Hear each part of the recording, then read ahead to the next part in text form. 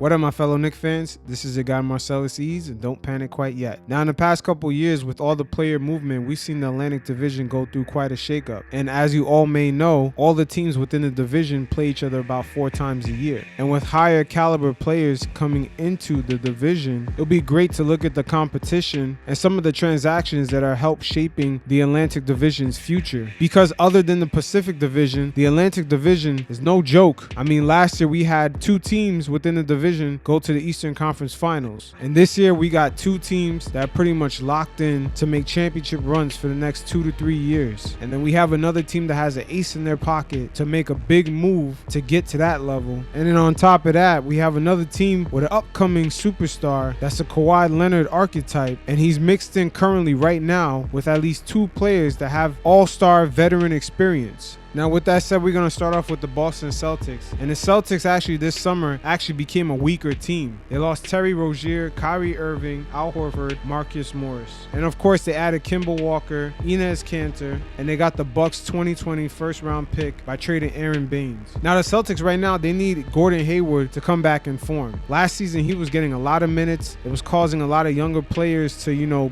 be very confused because they knew he wasn't back into his old self, but he was getting a lot of minutes because he was getting paid a lot. The Celtics are heavily invested in Gordon Hayward, and they really need him to get back to where he used to be. Now, because the Celtics had lost Al Horford, they had no choice but to get Enes Kanter. Enes Kanter, for his whole NBA career, every year that he plays, he's always at the bottom ranking for defensive efficiency among centers. Now, right now, that leaves Boston very vulnerable in the pick and roll defense. Now, the Celtics are going to need a lot of their young players to step up, but they also have an ace in their pocket. And they have the Memphis Grizzlies 2020 top 6 protected draft pick. Now, they can trade that away and get a more polished veteran star on this team, especially if Gordon Hayward doesn't return to his old self. But even if the Celtics team remains the same as it is today before entering the season, they should remain competitive in the division. Now, next up is the Toronto Raptors. And as we all know, they lost Kawhi Leonard, and they weren't able to enter free agency as early as they wanted to. They were kind of stronghold into waiting for him to make a decision. At the same time, they added Stanley Johnson from Detroit. He's a streaky shooter. And for some reason, they gave Patrick McGraw and Stanley Johnson 2-year guaranteed deals. But Toronto Raptors do have a young ace in their pocket, and that's Pascal Siakam. This guy every year gets better and better, and he's a future star in the making. And most likely, they'll give him an extension. And the Raptors also have OG Anunoby. Hopefully, he can stay healthy and continue his trajectory every single season as far as getting better. Now, the Raptors should have cap flexibility going into next season, and they should have quite a few trade assets. Marcus Gasol, Kyle Lowry, Serge Ibaka, Fred VanVleet. They have the bird rights to some of those guys right there, so they can also trade them away and get some assets for them. But the only good thing I would say about Toronto, they do have cap flexibility. But as far as this season, they should remain competitive and make a decent playoff push. But they're missing a key piece to take them to that next level, the same way Kawhi Leonard was able to enter the team last season and take them to a different level. But going forward, they have young talent and they have cap space. But once again, as far as this year, they should remain competitive. Next up is the Philadelphia 76ers, and they are committed for the next 4 years to paying that luxury tax because they are locked in on some of their players' salaries. Ben Simmons got that extension, no player option, just straight up extension, so he's locked in. Same thing for Al Horford, Tobias Harris, no team options. Now, out of that Miami trade, Philadelphia did get something good, and that's Josh Richardson. He has 3 years left on a minimum contract until 2022. For those of you not familiar with Josh Richardson, he's sort of like a poor man's Dwayne Wade. He'll get you 18 points a game, 5 rebounds, 5 assists. And he's not actually a bad pickup for Philadelphia, especially on a minimum salary for 3 years, locked in. Now, of course, Philadelphia lost JJ Redick and Jimmy Butler. The only predicament about losing those 2 guys is that at this current moment, having a duo of JJ Redick and Jimmy Butler mixed in with the players you already have, currently it works to win a championship better than having Al Horford and Josh Richardson. But in the long term, having Al Horford and Josh Richardson is a lot better for you because Jimmy Butler is going to age. And same thing for JJ Redick.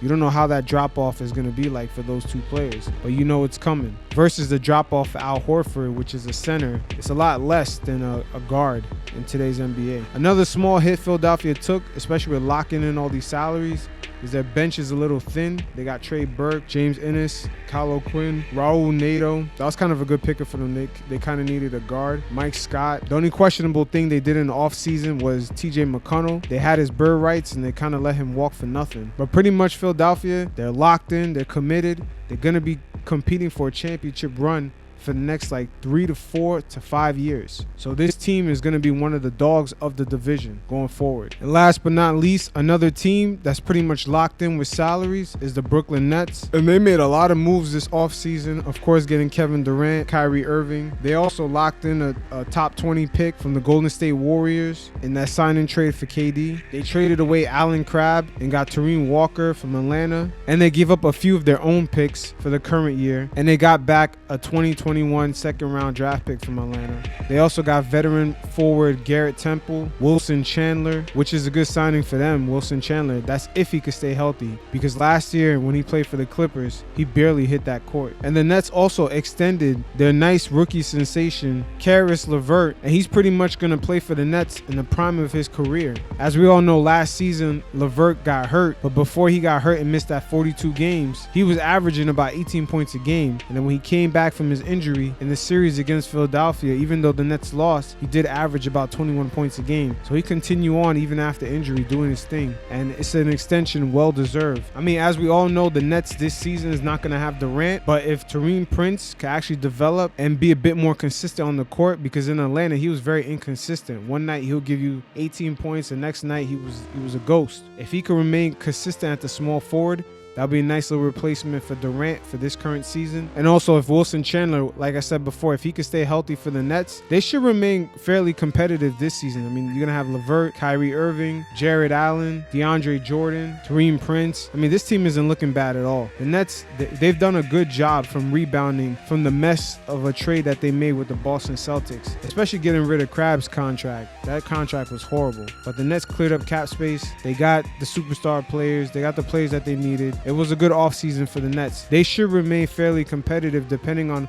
how Kevin Durant comes back. Even if Kevin Durant comes back a tad bit slower than what he used to be, he still has a lot of tools in his arsenal to go to. And with his 7-foot frame and his ability to make shots from anywhere on the court, it's still going to be hard to stop. So I still expect Brooklyn to be one of the dogs in the division. Now, as far as the younger Knicks players that are in develop mode, such as Dennis Smith Jr., Kevin Knox, RJ Barrett, Mitchell Robinson, going up against this type of competition night in, night out, especially within your own division, should build up enough chinks in their armor that going forward, these guys should end up being better players. And some of the best lessons these guys are going to learn is going to come from that experience. The division getting tougher could be a blessing in disguise, as it should accelerate the development process.